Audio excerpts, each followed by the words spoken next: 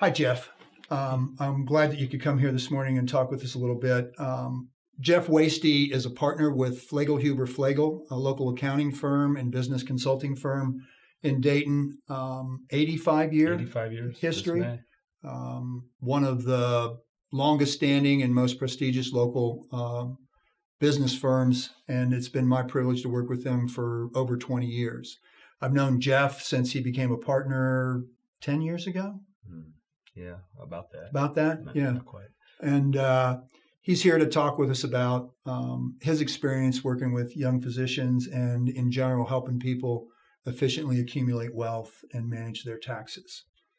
And so one of the first questions that I think about when I look at the many different people that I've worked with and the problems that I've helped them solve or sometimes haven't been able to help them solve is the issue of tax diversification.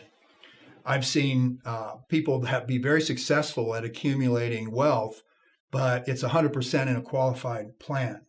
And then when they get to retirement, every time they want to make a major purchase or take that big vacation that they planned, the money has to come out of that taxable account, and they're faced not with just with a large the government gets the first 40% of it. Right, and and so they have to take out the tax as well as the amount they want to take out for whatever it is they want to do. So can you talk a little bit about why it's important to use the different things that have different types of tax treatment to get the best kind of flexibility in retirement or in long-term financial security? Well, obviously, you never want to have all your eggs in one basket. Right. You know, as growing up, working on a chicken farm every day of the week, I can tell you when all your eggs are in one basket and that basket breaks, you have an absolute big mess that is virtually unrepairable. Right. And so along those regards, you want to have different buckets of money. You want to have different baskets. You want to have money that is post-tax. You want to have money that is pre-tax. You want to have money that is in a qualified account. You want to have a Roth account. You want to maybe even have a permanent insurance that has a cash value option to it. Every bucket has different tax features. And so when you get to retirement, if you have a bunch of different options, whatever the tax law is when you are in retirement, you can manipulate which bucket you pull money from to lower your overall tax rate. Right. Which, is a heck of a lot better than being tied into one bucket that has one big tax rate on it. Right. So what a lot of people don't understand is that various provisions of the tax code are designed to either tax me now or tax me later.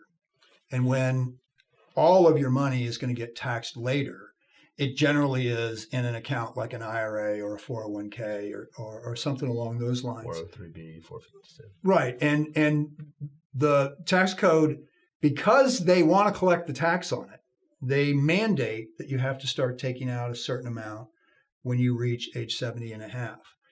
And they use a mortality table to spend down that money over what they say is the life expectancy of the person who owns the account. There's a risk associated with that. You can outlive that money, and the government will make you take it out. Now, you may not have to spend it, but you will have to take it out of that tax-deferred wrapper.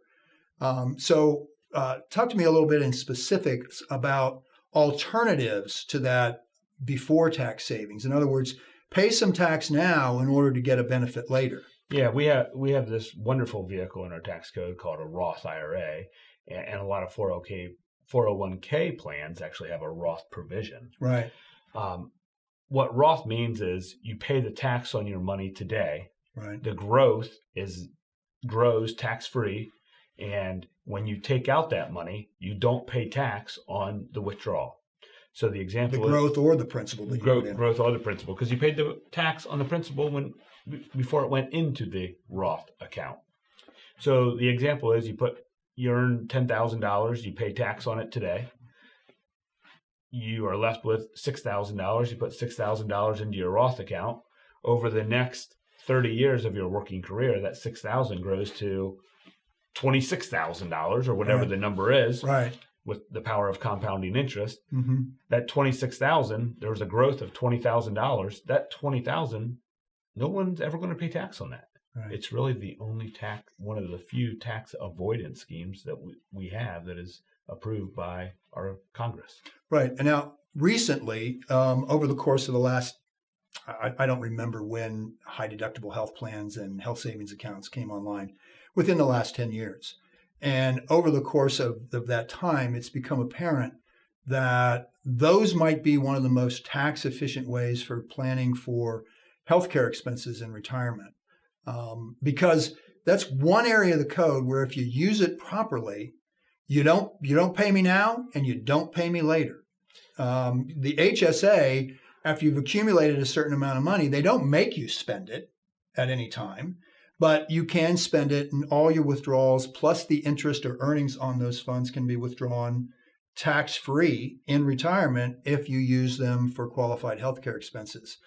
Is there anything else in the tax code like that, or do you want to expand on that HSA? Well, yeah. I mean, the HSA is a great vehicle because an HSA is simply a IRA account that you can access earlier for health expenses, and it's tax free. So it's a great vehicle.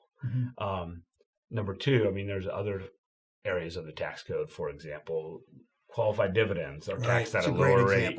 Long-term capital gains rates are lower. There's real estate investments, with different attributes. Rental income can be passive income, and you can get the cash flow and not pay the tax on the cash up front. So there's lots of different things that all come into play. And as you build and accumulate wealth and have different options, you need to be consulting with somebody who knows a lot about a lot of these options, right? Because there is not a one-size-fits-all plan for any individual person. Every individual has different goals, right? And so, but as a general rule, start diversified in your types of investment accounts and stay diversified throughout your life. You'll have more options and more flexibility in retirement. Absolutely.